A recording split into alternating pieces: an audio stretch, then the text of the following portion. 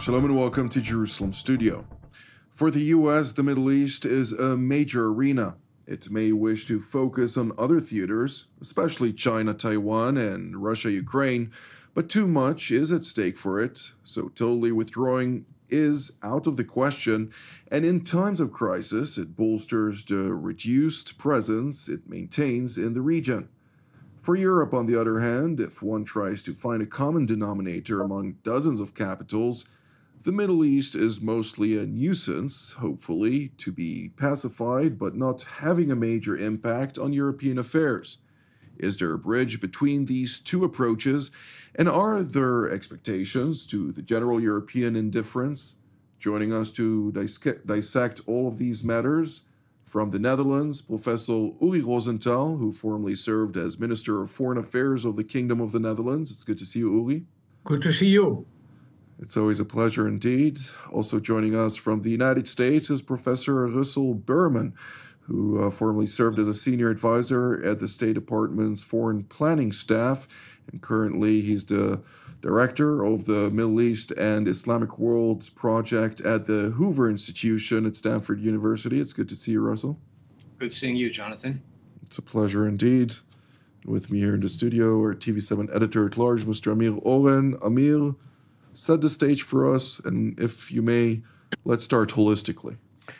So the last time there was an Arab-Israeli war in October, just before the U.S. elections, was almost 70 years ago, when Israel went to war against Egypt alongside two European powers, if Britain can be called a European power.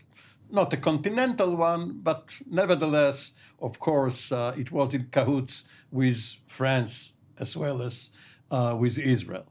Now, 68 years later, the situation is totally different. Israel's only protector and benefactor, much as it is the United States of America. European powers are basically cool towards it in varying degrees. Germany may be, in general, more favorable. Other nations are not. Some of them are for certain Israeli policies. There is a difference between Western Europe, Central Europe, Eastern Europe, and all in all, even though many Israeli officials are dissatisfied with the level of support they get from Washington, it is much better than what they can expect from Brussels, Berlin, Birmingham, or Bordeaux. Indeed. With that being said, of course, it's quite interesting to note that the Germanic nations within the European continental structure are far more supportive of Israel these days than their Frankish counterparts or the Latin angle of the continent. But Professor Rosenthal, I'd like to start with you. What can you tell us about European foreign policy? Naturally, we're going to have a change of the guard from a European institution perspective, and we're seeing also a shift in the majority of the various member states and non-member states within continental Europe and the British Isle. Well, first and foremost, let me say that an important change will be with the high representation in the foreign policy in the European Commission, where we will see Mr. Borrell disappearing from the stage, which is a very good thing for Israel. And he will be replaced by Madam Kallas from Estonia, which she is going to be more balanced, at least, than Borrell. And there you go. Actually, in relation to what Amir Oren said, Borrell is from Spain. Spain is also, again, these days, very aggressive mode towards Israel, like, for instance, Ireland, and also, by the way, in the northern part of Europe, Norway. the support for Israel will come indeed more or less from Germany, although there I see that the Minister of Foreign Affairs, Madame Baerbock, from the Green Party, is getting lukewarm now towards Israel. So the picture is rather bleak. And let me also add to this, you already mentioned it in a way, that when it is about the Middle East and you're talking about European indifference, let me say that priority number first, second, and third in Europe is actually with Ukraine. And the situation there is very, very bad. And we are looking with quite some anxiety to the coming winter over there. So the span of attention actually is mainly with Ukraine and only second with the Middle East, even these days, where as far as the European countries are concerned, they are especially now keen on getting their people evacuated from Lebanon. That is the main priority they seem to have at the moment. And for the rest, last but not least, when it is about the incursion, the ground incursion in Lebanon, they are rather restrained in saying that that would not be okay, but they are immediately, of course, warning for an expansion of the ground incursion like in 2006. Indeed. Well, of course, Europe is not cohesive. So if the Netherlands and Germany are more supportive, of course, on Israel's right to self-defense by conducting the defensive maneuver within Lebanon, we see France, that regards itself, at least historically speaking, as a protector of Lebanon, coming out and voicing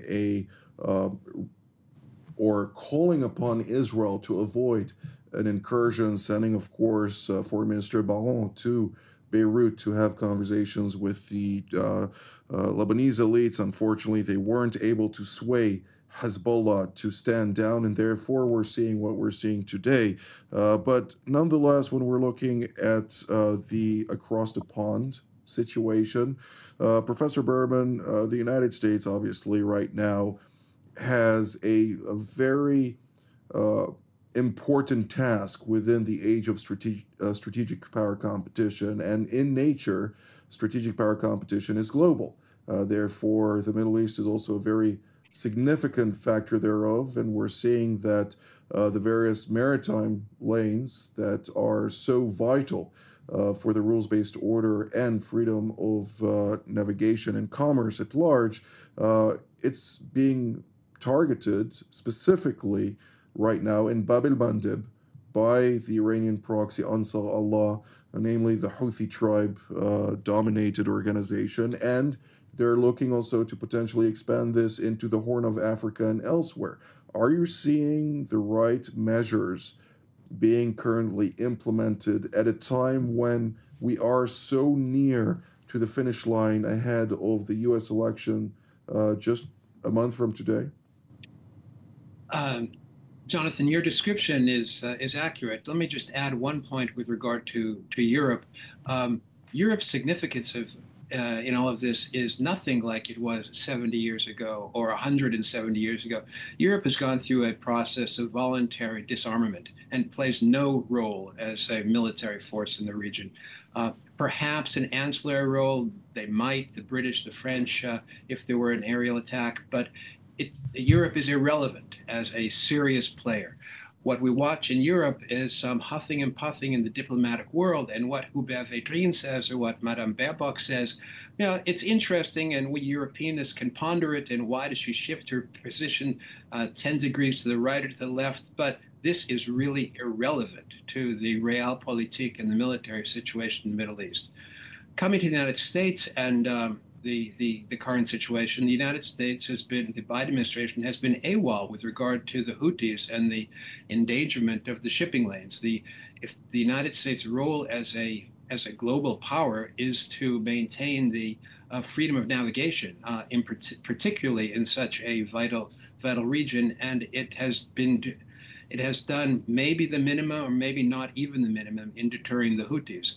The Israelis at such a great distance from Yemen have done much more, frankly, to deter the Houthis than has the Biden administration. Nonetheless, the Biden administration is in the run-up to elections. I don't think it wants to take any dramatic action. History may force it to take action, but it is clearly trying to avoid a sharp-elbowed position in this matter. The political leadership, President Biden and of course candidate Harris, affirm support for Israel, but continually call for a ceasefire, which in the current situation undermines the Israeli position.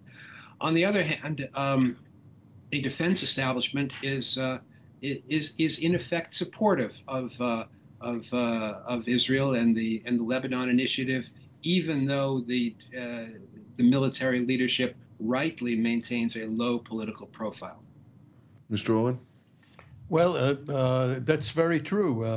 We see that both the CENTCOM leadership, that is General Kurilla and his second in command, Admiral Cooper, as well as members of the Joint Chiefs of Staff, whenever they can indicate their position, they are for what the Israeli Defense Forces has been doing, especially admiring what transpired in Lebanon over the last 2 weeks. It's not only IDF, it's also the Israeli intelligence community, which, of course, has an excellent relationship with its U.S. counterpart. But one has to also consider the fact that CIA Director Bill Burns, who is held in high esteem in Israel, has been conducting mediation regarding the hostage deal, but is also probably, this is just an educated guess, but he is probably also involved in some back-channel conversations with Iran. One cannot otherwise explain the restraint, relative restraint, shown by both Tehran and Washington after several events which took place over the year which started on October the 7th.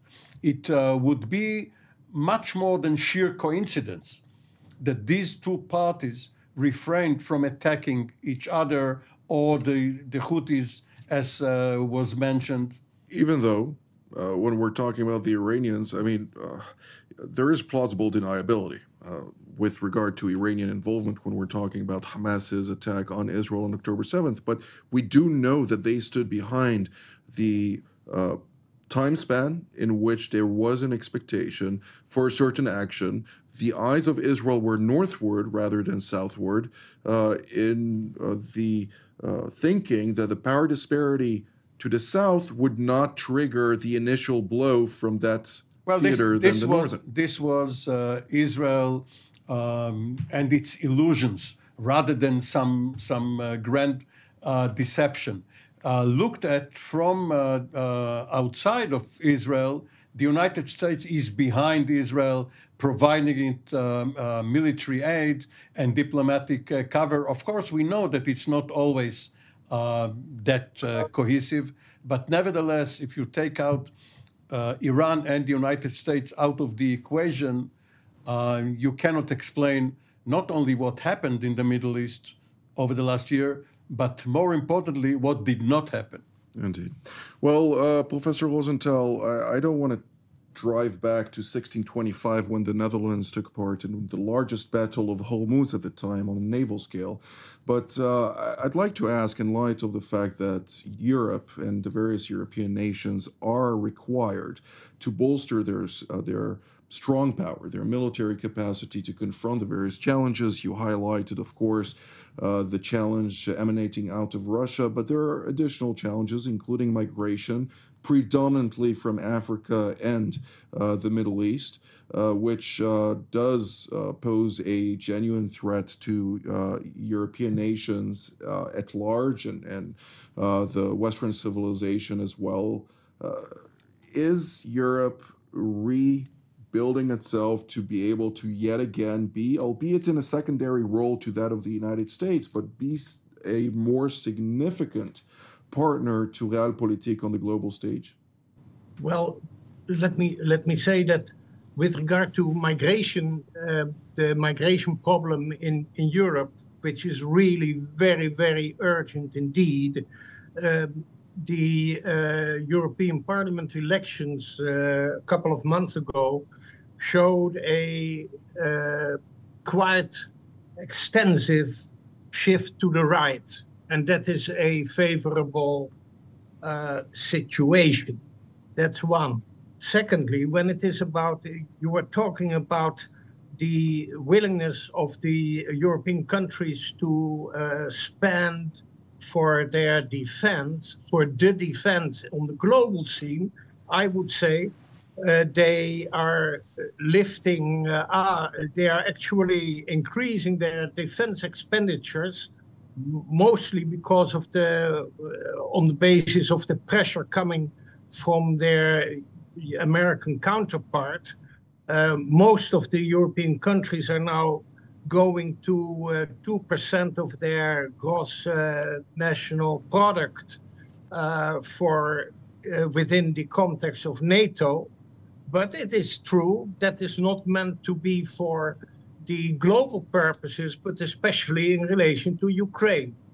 Certainly, if you allow me to say one thing about what Amir Oren was saying about Iran, for both the United States and at least two of the main countries in Europe, Germany and the UK, they are of course engaged in these protracted and very unpleasant negotiations with Iran, often through the back channels, on the nuclear issue. And there I should say that I'm keen on what is happening there in Iran. And with regard to Iran, I vividly remember that at a certain moment, and a rather delicate moment, the US, for instance, released billions of frozen of assets through intermediary of no country less than Qatar, in order to actually accommodate the relations with Iran. So there I would say that something is to be wished for the coming months and years. 2 points. First, with regard to what you noted earlier about the departure of Josep Borrell, I think it's not only good for Israel, it's good for Europe. We still have to wait and see whether Kallas, who had some scandals of her own during her tenure as Prime Minister of Estonia, is going to rebound from that and show the hawkish attitude, of the Estonians who are spearheading not only in defense spending of the gross national product, as you mentioned earlier, but also in their vocal rhetoric vis-a-vis Russia.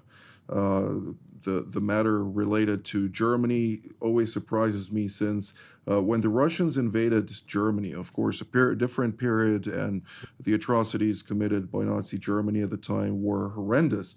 Nevertheless, the Russians did not necessarily trigger voluntary disarmament of the Germans. They had a policy of rape and murder and a lot of other things, and there are certain reports of up to 4 million Germans raped during the Russian invasion into that country for the sake of pacifying the Germans. So there were different activities that occurred there that, of course, need to raise a lot of questions to the German people these days when Russia is at the doorstep of the Baltics. But nonetheless, Professor Berman, I'd like to ask you, when we're talking about the United States. Russia obviously is very much involved in the Middle East, and albeit a relatively weak country, when we're talking about its military prowess and its capacity to withstand economic hardships, if indeed sanctions are enforced and it faces conventional pressures on multiple locations, the Chinese are not yet invested in establishing their own security architecture beyond their naval base in Djibouti, something that, of course, does not yet pose as significant a threat rather than the economic activities that it is pursuing in multiple countries and the various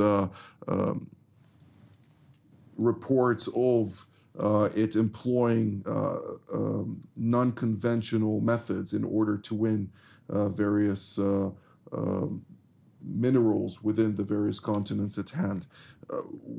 How should the United States alter its approach in order to once again compete also on the economic level and on a whole of government level, so to speak, and not only militarily? Jonathan, let's not miss the forest for the trees. The United States faces a joint challenge from China, Russia, Iran, and North Korea. It's not an organized system, but they cooperate in efforts to degrade the West, in the United States in particular. The way you ask what the United States should do, the United States should commit to winning in Ukraine and winning in the Middle East. It's not that hard to understand. Neither the United States nor Europe despite verbal support for Ukraine and despite significant military materiel support, there's no evidence of a commitment to really win this war, which would mean taking it into Russia. There's too much fear of escalation. So what's happening right now is that the United States and Russia are letting Ukraine survive, make Russia bleed, millions, well, many dying. But the idea of a victory does not belong to the vocabulary of Washington or Brussels, and that's the tragedy. And the same goes for the extended Gaza, now Lebanon war. The only place where you hear of victory is in Jerusalem, not in Washington, not in Paris, not in Berlin. There, it's about ceasefire, which means effectively conceding to the enemy, and that's a recipe for endless war. As these endless wars continue, naturally public resentment develops.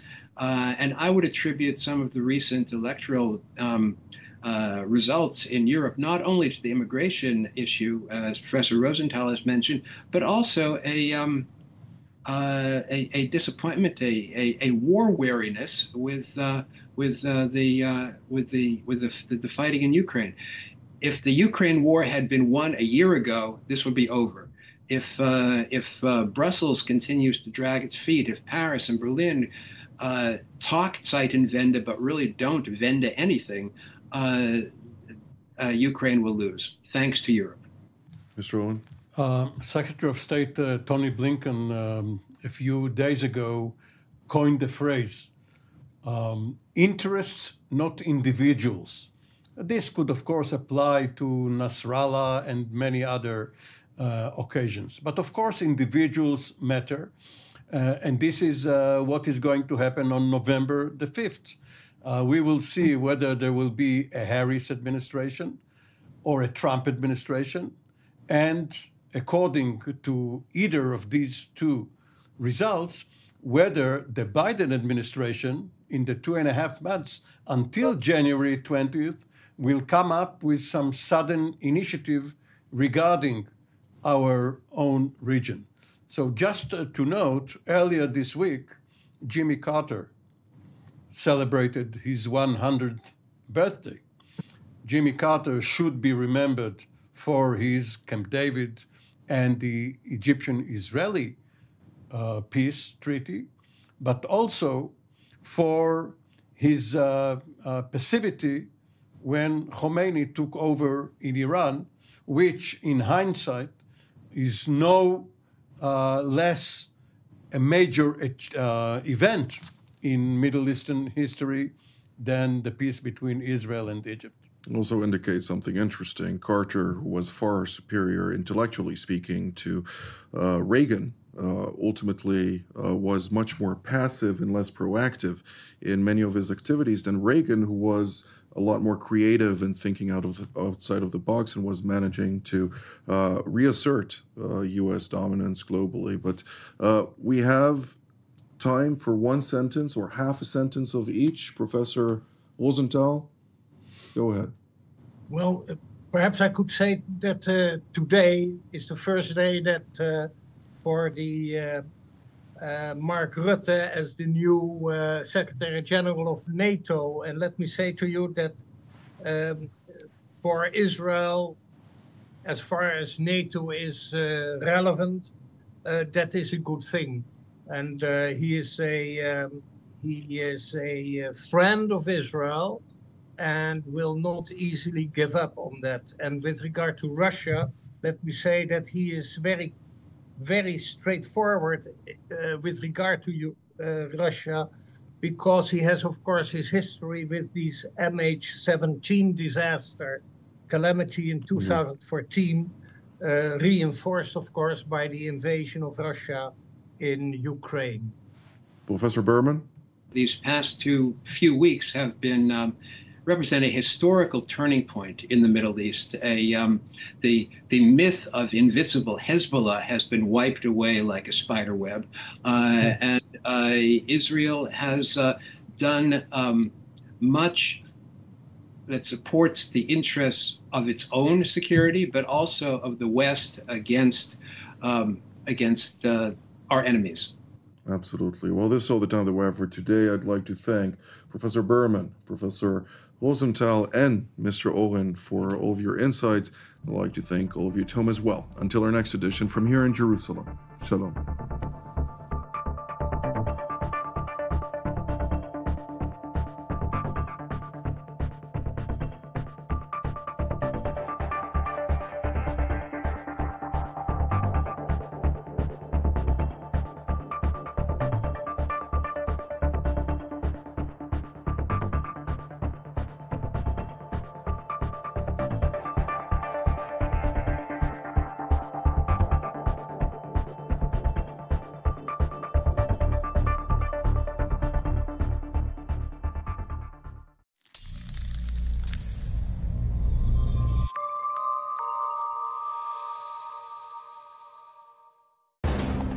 For more of TV7's productions and editorials, we invite you to visit our website at tv7israelnews.com.